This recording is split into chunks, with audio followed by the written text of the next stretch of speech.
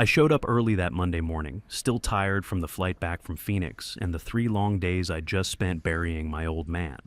It wasn't easy, but I was ready to get back into the groove. Work had always been my anchor, and I figured diving in would help clear the fog. I logged into my email just like any other day.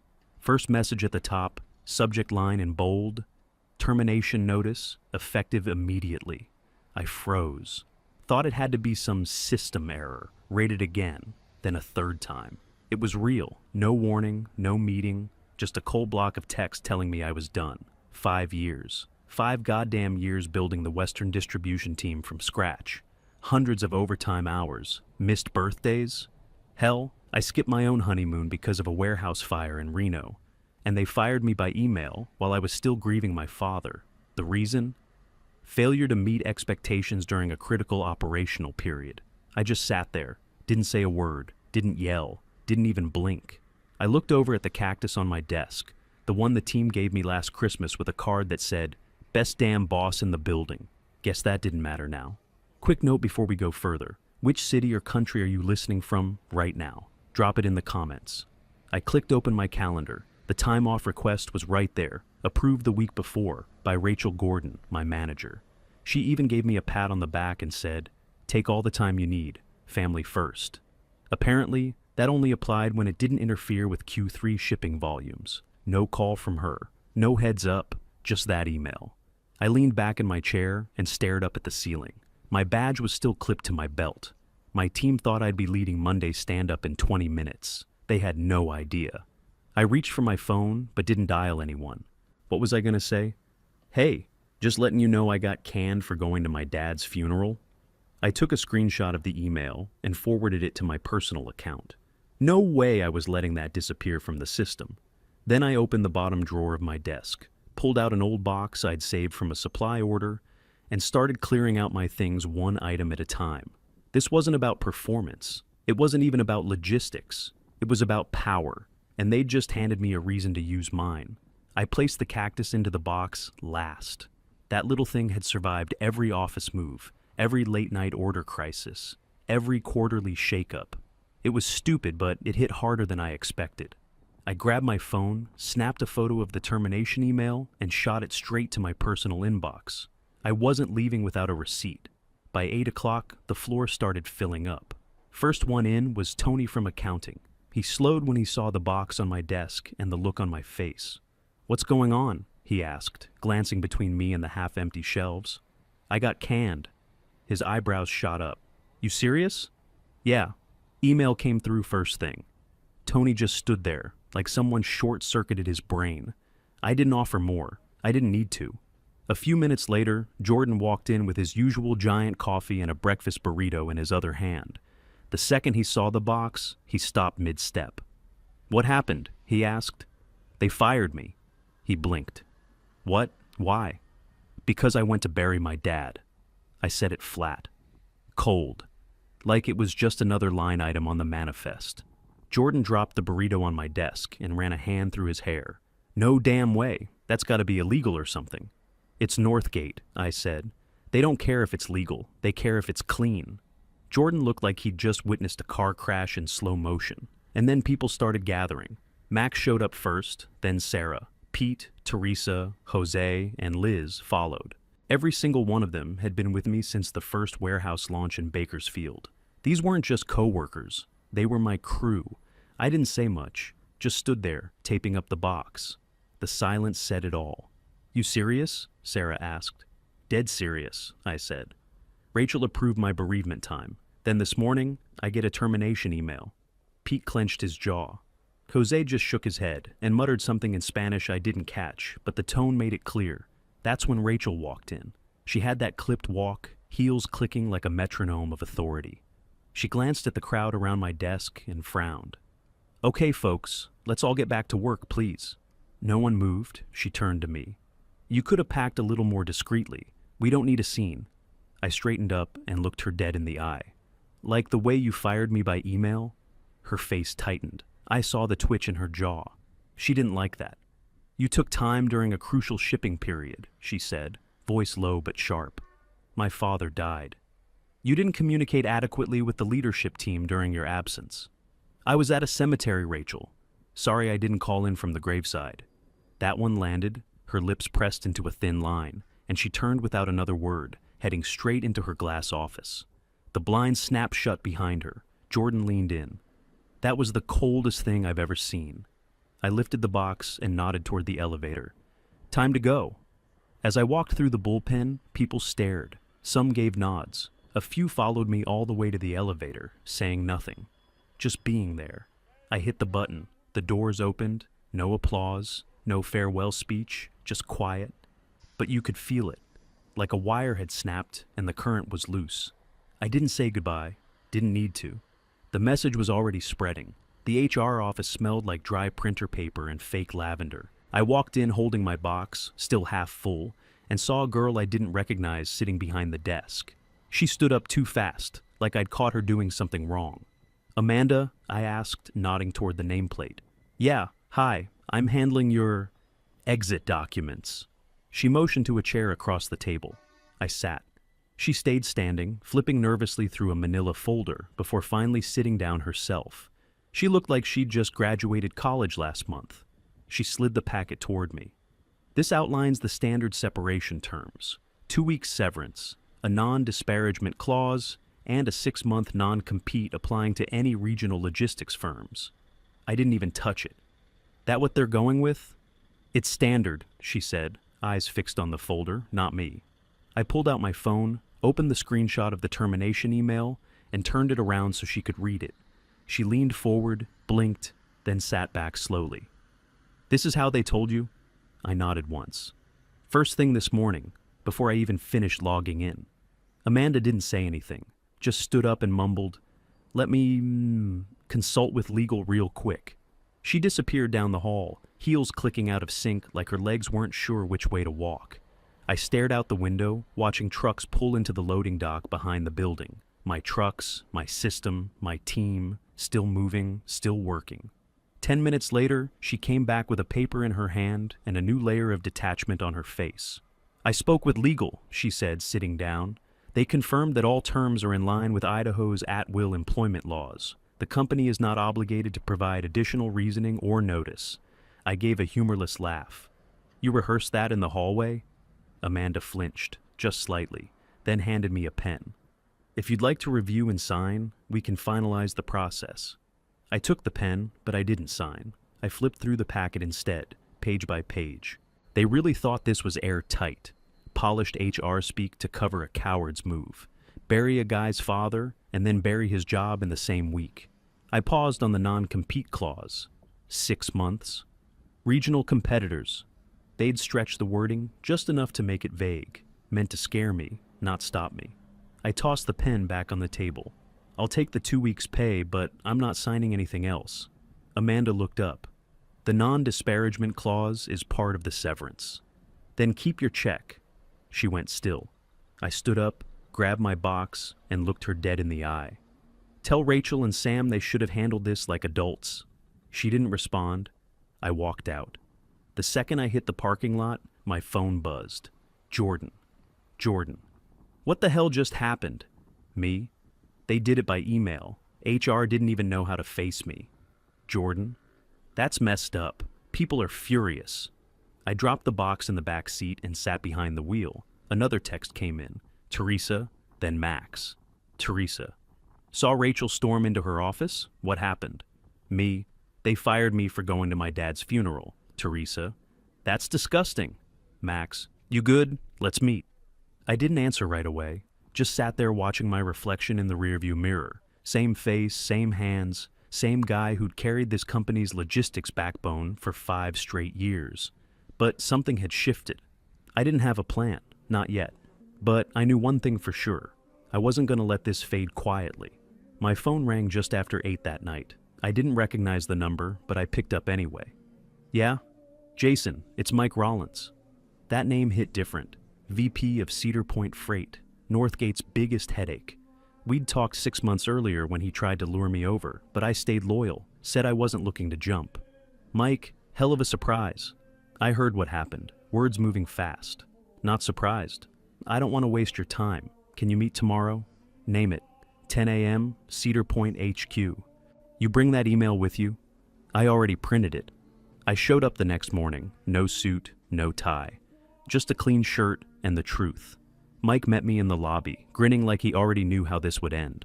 We walked straight to his office. No HR, no games. He didn't waste a second. You built the Western Division at Northgate from dirt. I've been watching your numbers for 2 years. I handed him the printout. His grin disappeared. He read it, then set it on the desk. This is how they cut you loose? First thing Monday. Didn't even get through one sip of coffee. He leaned back, folded his arms. That's what I call a gift-wrapped opportunity. I didn't respond, just waited. I want you to run Western Ops here. Senior role, full autonomy, better team, better pay. You make the calls. He slid a folder across the desk. Offer letter's already drafted. We're not screwing around. I opened it. Salary blew Northgate out of the water. Bonus structure was even better. There's a hitch, I said. 6-month non-compete. Mike nodded. We saw that. Our legal team already reviewed it. It's likely unenforceable. They terminated you during bereavement. That's bad faith. Doesn't hold up well, even in Idaho. And if they try, we've beaten worse. You'd have our attorneys on it from day one. I closed the folder. Let me talk to a lawyer, and I'll call you tomorrow. Fair, but Jason, he paused, we want you, and people want to follow you. That matters. That night, I met Jordan and Teresa at a dive bar near the old train yard. No music, no noise, just cheap beer and open space. Jordan slapped the table when he saw me. Man, Rachel is unraveling. Talk, I said. They locked down your entire drive, Teresa said. No one can access your files. They didn't plan ahead. You didn't leave notes. Because I didn't plan on being fired, I said. Exactly, Jordan said. Now they're scrambling, routing issues in Salt Lake. Tucson Depot's short-staffed. Rachel tried pinning it on Max today. She said he should have known your plans, Teresa added. He nearly quit on the spot. I sipped my beer. What about the rest of the crew? They're pissed, Jordan said. Half the team's already talking about walking. She held an all hands and tried to reassure everyone, Teresa said, using air quotes. It made things worse. Jordan leaned in. People miss you. Not just because you ran things, because you gave a damn. I looked at them. My people. Still standing with me after everything. I've got an offer, I said. Cedar Point, senior role, full freedom. Jordan's eyes lit up. Tell me you're taking it. I'm talking to a lawyer tomorrow. If it's clean, I'm in. Teresa leaned back. If you go, I go. Jordan nodded. Same here. I didn't smile, not yet, but I felt it. That steady shift in momentum, like a current changing direction. Rachel and Northgate thought they'd just cut me loose, but they didn't cut me off. They handed me leverage, and now the clock was ticking. For them. Saturday morning, I walked into a quiet office above a hardware store in downtown Boise. The door just said, David Martinez, labor attorney. No receptionist, no flashy branding. Just a guy in a crisp shirt with a sharp look in his eyes and a cup of gas station coffee on his desk. You Jason? He asked, standing up. Yeah, you got time? He motioned to the chair across from him. Always got time when a company shoots itself in the foot. I handed him the folder with everything. My termination notice, the email screenshot, the non-compete clause, even my approved time-off request. He went through it fast, flipping pages without hesitation. Then he leaned back, shook his head, and let out a dry laugh. They screwed up. Talk to me, I said. Firing someone during approved bereavement leave? Courts don't like that. They'll say Idaho's at will, sure, but optics matter, especially if this ever goes federal. I'm not looking to sue, I said. I just need to know if that non-compete holds. He tapped the clause. It's crap. 6 months against regional competitors with no definition. Overbroad, unenforceable. Add in the timing, they've got no leg to stand on. So I can take the job? You'd be doing them a favor by not suing first. I stood up and shook his hand. Appreciate it. Take the job, Jason. And if they try anything, you call me. I left his office feeling like I'd just walked out of a cage. By that afternoon, my phone was buzzing again. First was Jose, then Sarah, then Liz. Each one said the same thing. We need to talk. Sunday morning, we met at a greasy spoon off the freeway. Booth in the back. No suits, no corporate lingo. Just hash browns, black coffee, and loyalty. I laid it all out. The Cedar Point offer, the meeting with the attorney, everything. I'm taking it, I said, and I asked for the right to build my own team. Max leaned forward. You serious? Dead serious? Mike wants a full reboot on their Western ops. I'm not walking into another mess. I'm doing it my way. Teresa didn't blink. We've already applied. That made me pause. Wait, what? Sarah nodded. All of us. We talked after you left. Jordan sent the job links. We didn't hesitate. You're not worried about burning bridges? I asked. Jose snorted. They torched the bridge when they fired you like that. Max tapped the table. We followed you into Northgate when it was nothing. We built that whole operation together. Rachel didn't do squat. If you're building something new, we're in. I sat back for a second. Let it sink in. These weren't empty words. These people had families, mortgages, kids in school, and they were ready to jump, just like that. You sure you're ready to walk? I asked. Liz looked me dead in the eye. We already did. That silence hit different, heavy, real. All right, I said. Let's do this the right way. Quiet, clean, give them no warning. Pete cracked a smile. So, what's the plan? I leaned in. You wait for the offer calls. When they come, take them. Once we're set, we walk in together. 6 nods, no hesitation. Northgate didn't know it yet, but the fuse was already lit. Monday morning, I called Mike first thing. I'm in, I said, but I want to build my own team. You've got green light, he said without missing a beat. Send me names. By noon, the paperwork was signed. Cedar Point had already set up my laptop, email, onboarding packet, everything. No HR fog, no corporate delay. Just straight execution. Felt like breathing real air again. By Tuesday, I was already in strategy meetings. I kept quiet about my crew, but I slipped their resumes to recruiting. Fast-tracked, top priority. No job board noise. No public listings. Friday morning, I got a call from recruitment. All 7 have been interviewed, she said. All solid, all interested. Good, I said. Get the offers out. Then I waited. By 11 a.m., it hit. 7 resignation emails dropped at Northgate within 15 minutes. Rachel called the first emergency meeting by 11:30. I heard it all secondhand, the yelling, the panic, the scrambling. Sam Garrison got looped in. His calendar cleared within an hour. By 2 o'clock, my phone lit up. Unknown number, I answered. Jason, it's Paula Stevens, HR at Northgate. I didn't say anything. Let her fill the silence. We'd like to talk about potential resolution options. You mean damage control? I don't think we realized how integral you were to... Stop. She hesitated. We'd like to offer your position back, with a raise, significant raise. I leaned back in my chair, staring out the window. You should have thought about that before firing me for going to my dad's funeral. There was a pause. Then, we'll match whatever Cedar Point's offering, maybe even beat it. I let that hang. Then I said, it's not about money anymore. Another pause, longer this time. Then she said, if you change your mind, I won't. I ended the call. By that evening, everyone had accepted Cedar Point's offers. Jordan, Teresa, Max, Liz, Pete, Jose, and Sarah. 7 resignations, 7 hires. I didn't send a press release, didn't post a thing on LinkedIn, no need to pound my chest. But the message was loud. Rachel lost her lieutenants. Sam lost his bench. The Western Division wasn't just bleeding, it was gutted.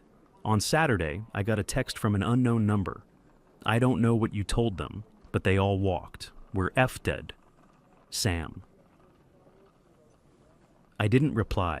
I forwarded it to Mike instead. He wrote back, this is how we win. 3 months in, and the numbers spoke louder than I ever could. Cedar Point's Western Division was up 30% in new business. We weren't just catching up. We were blowing past projections. The team settled in fast. Jordan took Phoenix, Teresa handled Reno, Sarah stepped up in Salt Lake, Pete was running ops out of Spokane, and Max had LA on lockdown. Every single one of them leading their own units now. Titles, bonuses, visibility, the kind of recognition they never got under Rachel's thumb. And the best part? 3 of Northgate's top accounts followed us without even needing a sales pitch. They called us. Word had gotten out. We were faster, cleaner, and didn't treat people like tools. Mid-September, I was called into Mike's office. "You're not just running Western Ops anymore," he said, sliding a new contract across the table. "You're VP of Operations for the whole corridor." I looked at the offer. Bigger budget, full control, no micromanaging. "You earned it," he added. "Hell, you dragged an entire region out of the mud." I signed it without blinking. The next week, I got a letter in a thick envelope. No return address, just a law firm name I recognized from Northgate. Inside was a settlement offer. They admitted fault, in writing. Said the termination violated internal protocol and should have been handled differently. Offered me a 5-figure check. I didn't need the money. I sent back a signed copy acknowledging receipt. No counters, no negotiation, just kept it for the record. A few days later, I got a small box in the mail. No note, just my name written in Sharpie across the top. I opened it, and there it was. The little cactus from my old desk. Wrapped in paper towels, dirt still stuck to the base. Taped to the side was a sticky note. "Office closed this week. Thought you'd want this. Megan, HR." I stood there for a second, holding that dumb little plant in one hand, thinking about how fast it all flipped. 5 years of building something just to be tossed by email. And now, the place was dead. Northgate shut down its entire Western Division. Cedar Point filled the vacuum. My team, thriving. Sometimes winning doesn't look like fireworks. It looks like silence from the people who tried to bury you. I set the cactus on my new desk, turned to the window, and got back to work. 6 months later, I met Sam Garrison for lunch at a steakhouse downtown. He picked the place, same one we used to meet clients at when Northgate still had teeth. He looked smaller now, slouched shoulders, shirt too loose. "So," he said, stirring his iced tea, "I'm consulting." I nodded. "You and half the market." He gave a half smile. "You heard, I'm sure. Northgate's done. Bought out, gutted, absorbed. Rachel's gone." "Yeah," I said. "Figured when the calls stopped coming." He paused, leaned in a little. "You know what still shocks me? It wasn't some lawsuit or scandal. It was people. They followed you." I didn't say anything. Let that settle. He sat back, sighed. "We should have seen it coming." "You should have respected people," I said. "Wasn't about revenge, wasn't personal. It was about how you treat your team." He looked down at his plate, then nodded. "Fair enough." I didn't gloat. No point. My team and I were building something better. We weren't playing defense. We were setting the pace now. We showed up, handled business, treated people like they mattered. Simple, but no one else seemed to get it. The industry noticed. We landed 3 service awards in 1 quarter. Clients started sending referrals without being asked. Jordan texted me last week. "Got a bonus I didn't even know was coming. First time that's ever happened." Teresa got invited to speak at a national ops conference. Sarah hired her own team for the Salt Lake branch. It all felt right. Like balance had finally caught up. As we left the restaurant, Sam stuck out his hand. "No hard feelings." I shook it. "None from me." He looked like he wanted to say more but didn't. Just gave me a tight smile and walked off toward the parking lot. I stood there a minute, looking out over the Snake River. The wind was light, water moving steady. My old man used to say, "Don't chase the water, son. Let the river come to you." Took me years to understand what he meant. You don't have to swing wild or scream for attention. Just do the work, stay steady. Let time sort the rest. In the end, I didn't have to burn the place down. They did it to themselves. All I had to do was stand still and let it fall.